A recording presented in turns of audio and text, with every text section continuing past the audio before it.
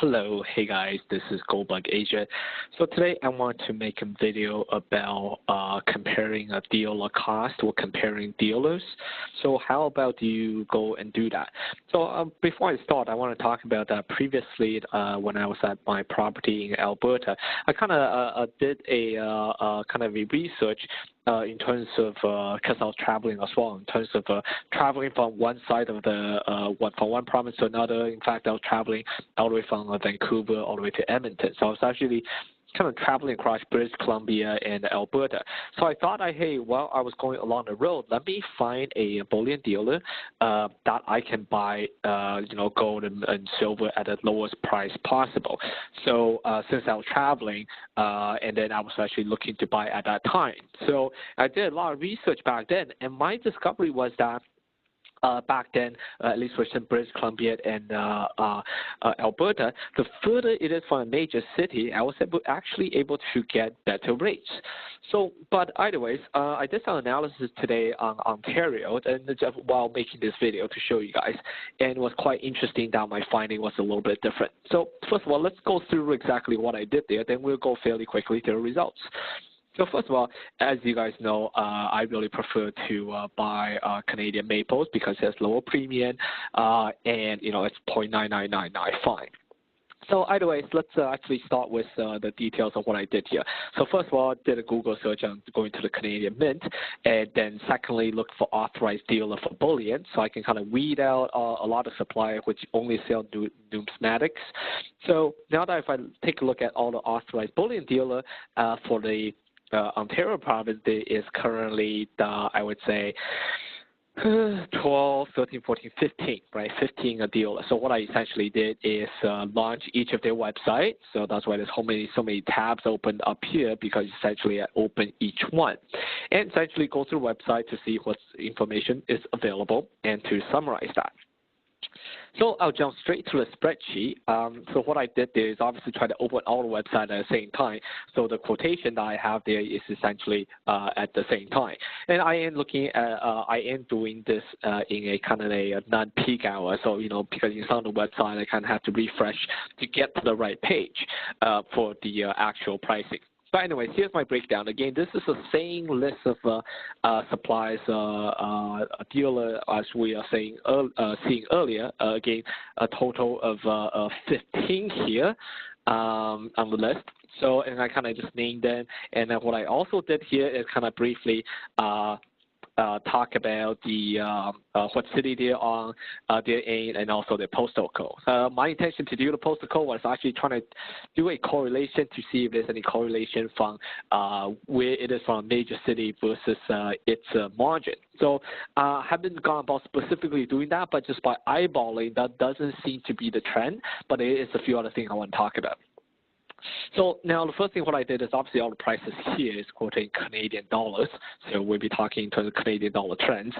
But I did put in using Finance Google to give you guys the same time the exchange rate at the current time. So you guys can refer to it since I did all my calculation essentially to US dollar before I did a compare.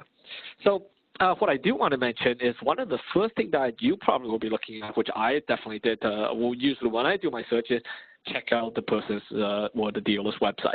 Now, unfortunately, even now you have a whole bunch of deals. I would say 1, 2, 3, 4. Okay, if I can kind of take out under construction one, which their website is really just not up to par, right? Either it doesn't have an online shop, or it just kind of have a really rudimentary website, or in the case this one here, I wasn't able to get a price because it ran into a 404 error. Maybe it's currently updating, but either ways, most of them which are fairly good up to today's standard, I kind of just left them as pro. There's a few that's kind of slightly a little bit off in terms of maybe how it's constructed, or in terms of its friendliness.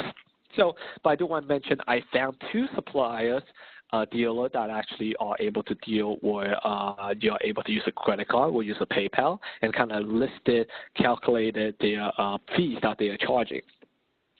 Next one here is the buy price that they're able to find directly on a website. This is how much they would buy from you. And obviously, the main column that you really want to be looking at is just the sell column, which is how much they would sell 1 ounce of, 1 ounce maple, mainly just again 2017, which is currently this year, and to see how much they will be selling. And essentially what I did is translate that column into just a percentage margin, which is how much more. I do want to mention this last column before I go into this margin column is obviously some of them also sell at a discounted at a higher volume. Some of them you're able to find it directly on the website. In terms of how much their volume discount is. Usually the best volume discounts listed is for 100 gold coin, which is a lot already. But I did note it down on best volume pricing.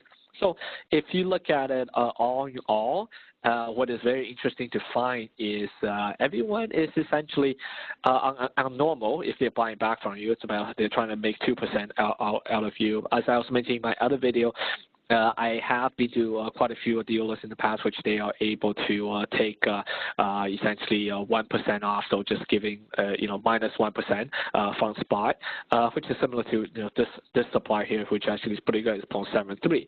But I did notice just one supplier. There's only 4 that I actually found that actually list how much they will buy from you. Many others just say call or bring it in for an assessment.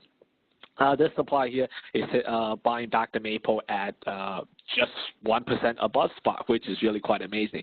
But I do want to mention, as I was mentioning in my other video about selling, my experience of selling to the banks in Hong Kong, I'm actually able to get it, I believe it was 2% above spot for selling back the gold maple.